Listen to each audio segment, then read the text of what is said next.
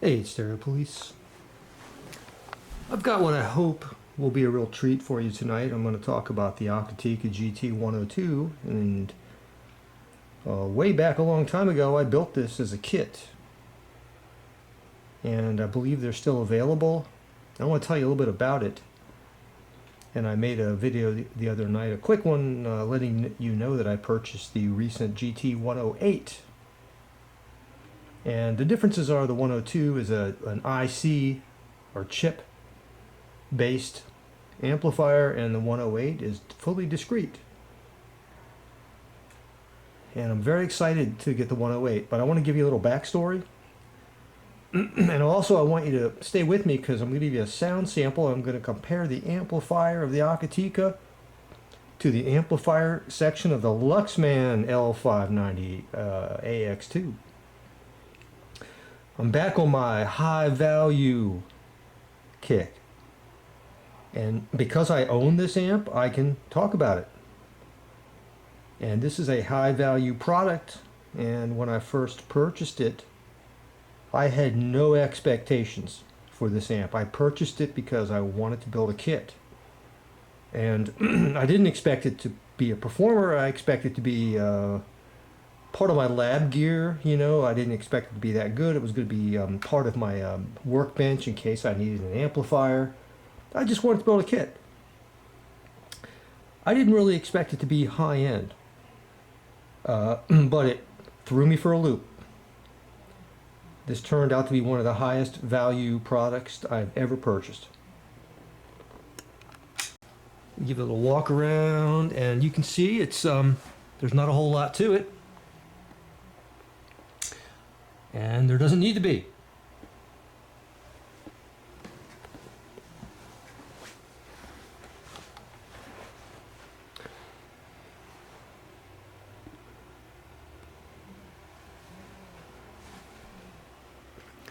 Let me see if I can get a scroogey and take off the top cover. That was 11 screws. All right. So there we have it, and you can see those are the ICs. They're the integrated circuit chips. Those are the amplifier boards, amp boards there. You can see the toroidal transformer, and there's the power supply board. And I built it. You can go back and check out my video on that. It was a lot of fun. Very edifying to build. Let me see if I can get a close-up. And I forget which chip that is, but this is one fine sounding amplifier. I think it was reviewed by Stereophile too. I'm pretty sure it was. Don't quote me on that, but feel free to look it up and check out that review yourself. I'm not the only one who likes it. But let me tell you why I purchased the 108.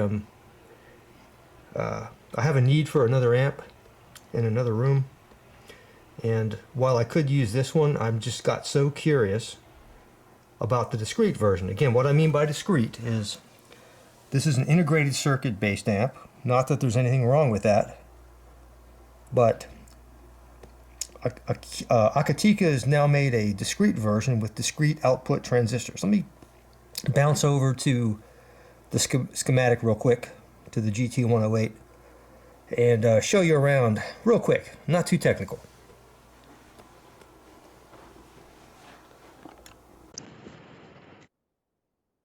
Alright, I am on the Akitika website. Here's the GT-108 stereo power amp kit.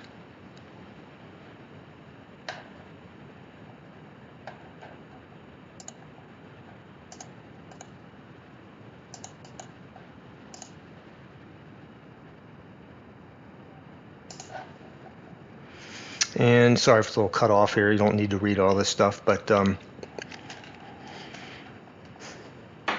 me download the current manual. And here is the manual for the 108, and you can see that the output transistors here, if you can see that, or they look like 3-terminal devices. Of course, they're transistors. They're not integrated circuits. And let's just scroll through here, see if they have any specifications.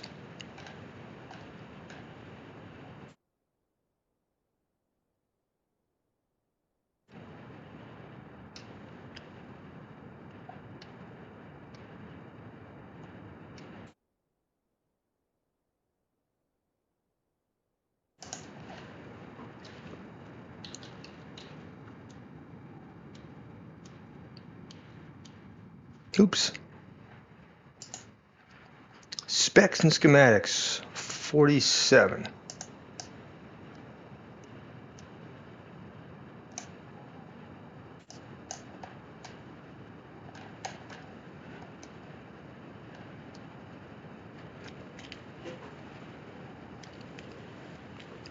Looks like the 108 is 50 watts channel spec'd out.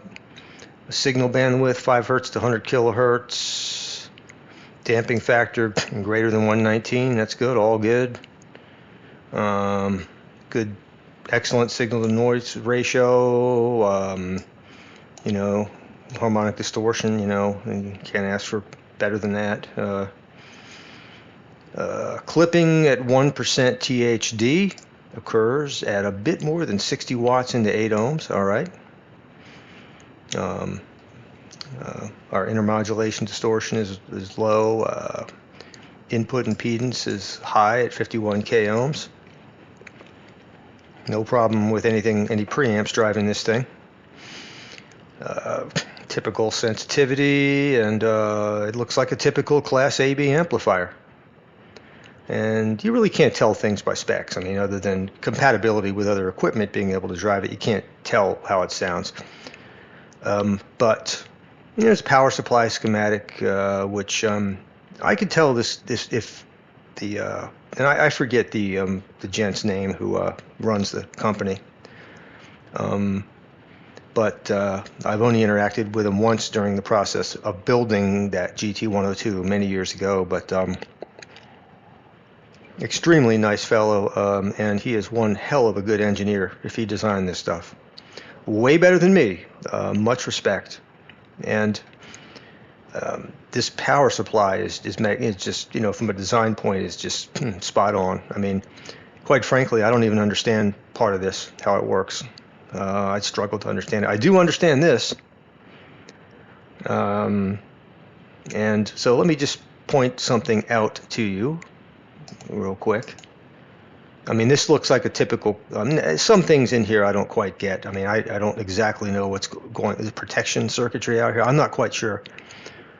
I've been out of the game a long time, but let me take a quick stare at the typical aspects of a Class B AB amp that I haven't really looked at this for very long.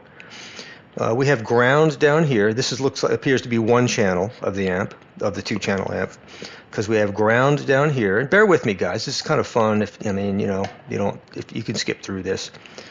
Ground down here and VCC up here. All right. So this is one channel. Typically in these schematics, the signal input's going to be over here. And let me zoom over, and the output of the amp is going to be over here. So the output relay is right here. Click, click, click, click, and the output's going to be right there. Your speaker binding posts, you know, going to be right here. All right, let's try to. I'm going to attempt to trace the signal path and talk about what kinds of transistors are going to be used. I could be all off on this, but let's give it a shot real quick. Nothing technical, okay? So our input comes in. We're going to flow through all this junk right here. I'm not even going to talk about, you know, what this stuff does. But we go into here. This is called a differential amplifier, and it provides a little bit of gain, and it eradicates common mode noise. So it's a noise killer. and a little bit of gain too sometimes. And the output of our diff amp would probably be right here. So our input comes in here, the positive side of our signal, and output comes out here. So it's been cleaned up noise-wise, and a little bit of gain, and it appears that we're going to come up here, and it seems to me, okay, this is a push-pull amplifier, biased in probably, going to be class AB. And all right, what did I say? The signal comes into here. So like, our positive half cycle comes in here. We have a bipolar junction that drives a MOSFET, a power MOSFET right there. And then, so our positive cycle comes in here, drives a MOSFET, and comes right on out there. All right, and then the other, what did I say? Our input signal comes in. It's also split, and it comes down here. And by the way, this is a NPN, and we have a PNP bipolar junction, which the negative side of our cycle down here would be driving the PNP bipolar junction, which will drive this power MOSFET right here. I don't know why we're using two different schematic symbols for a power MOSFET. That kind of baffles me a little bit, and then of course that couples to the output right here. So these are power MOSFETs. So interestingly, we have like this, what's called, we typically call it like a Darlington pair, but instead of a bipolar junction driving a bipolar junction, we have a bipolar junction driving a power MOSFET. So the outputs of these are power MOSFETs. It's called an IRFP140. IRFP140. What is it? Power.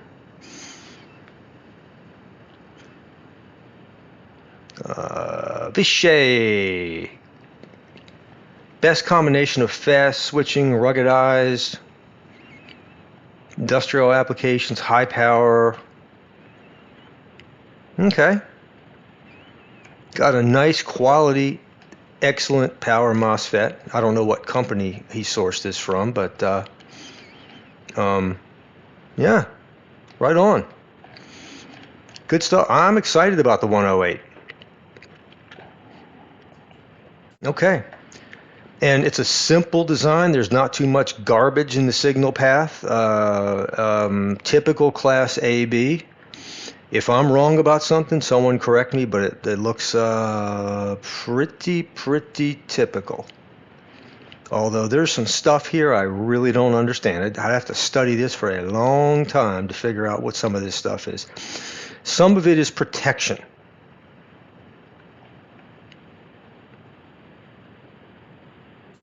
I'm guessing. Back in the day, we had some, so this is biasing in through here most likely. But down here, is this protection stuff? Forgive me, I'm not that skilled. But anyway, there you go. Let me just give you a couple more thoughts while I'm sitting here with my microphone. And let's look at let's go back. Take a quick scan. Akitika home GT-108. Nothing more I want to talk about. All right. Toroidal power transformer, big bulky capacitors there.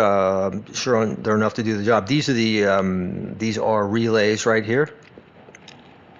These are the output power MOSFETs. These are likely the drivers, the bipolar junction drivers. They need their own little heat sinks as well. And then these power MOSFETs are attached to the main heat sink.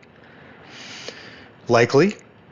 I'm speculating. I haven't studied this ad nauseum, but looking good. And look at the good quality stuff. Nice circuit boards, well laid out. And you get all this stuff fully assembled for.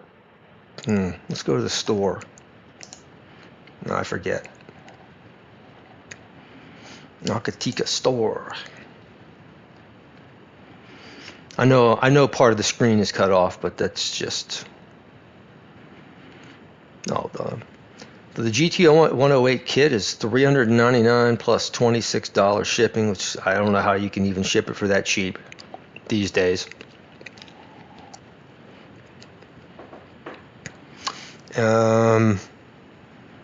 Fully assembled and tested for $600 plus $26. I'm about to compare. I'm about to give you an A/B.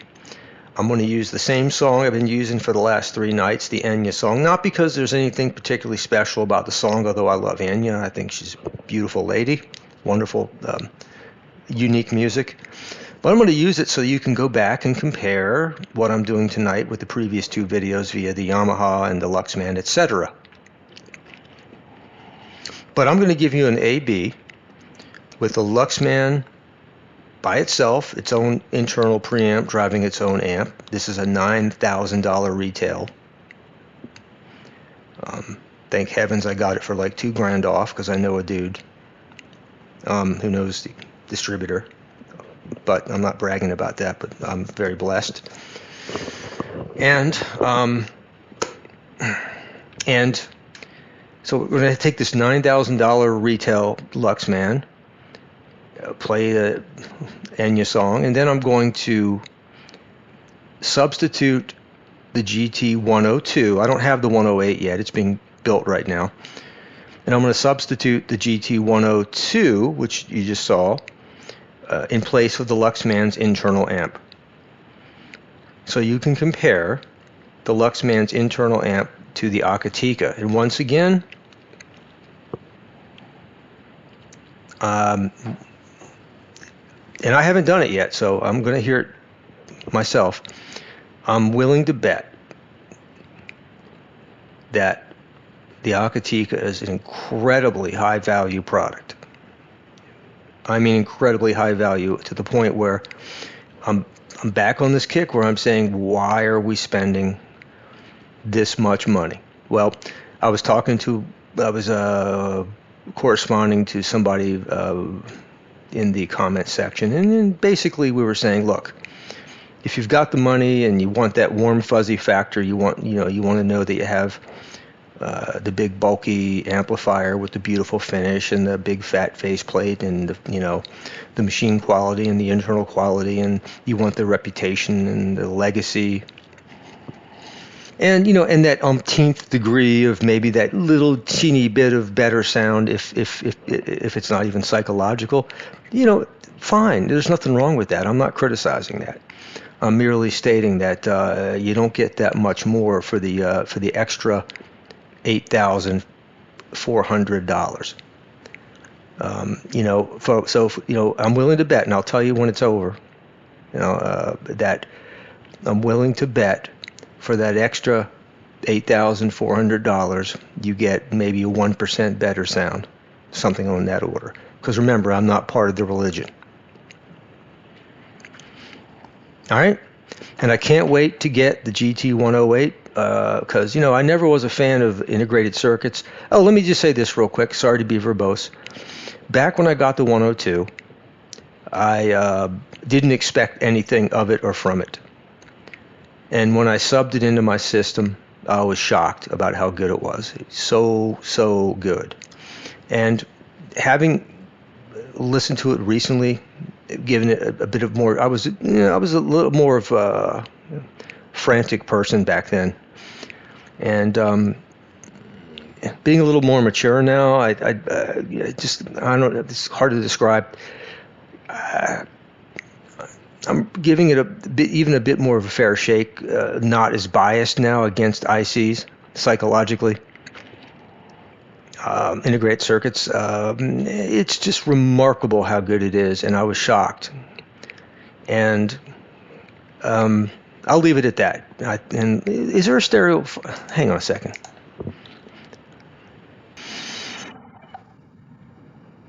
Yep.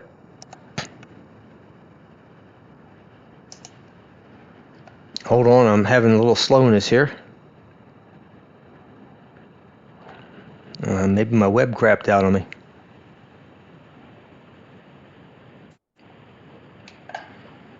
Got the spinning wheel of death. You don't see it, but I see it.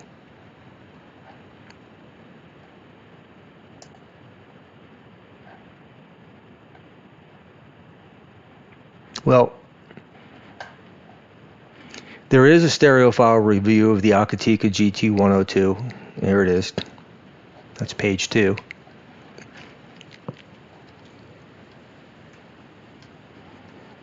I don't even remember what they said about it. Conclusions.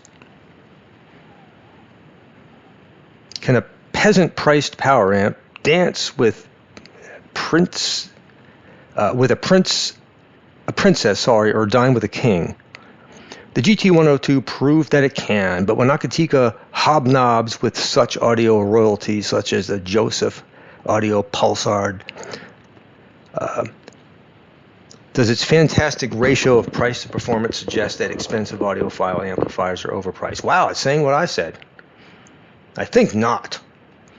Blah, blah, blah, blah, blah, blah, blah. No dealers, no marketing, no advertising fees for blah, blah, blah, blah. Yep.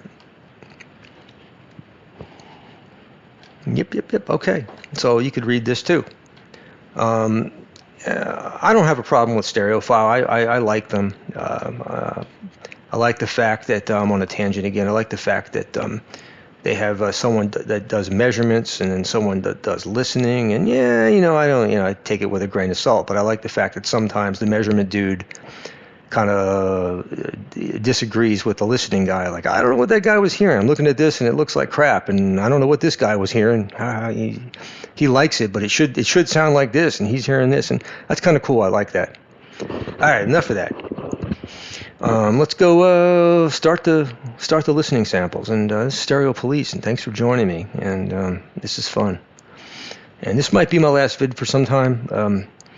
I've been probably putting too much crap up, and you guys need a break from me. I know it.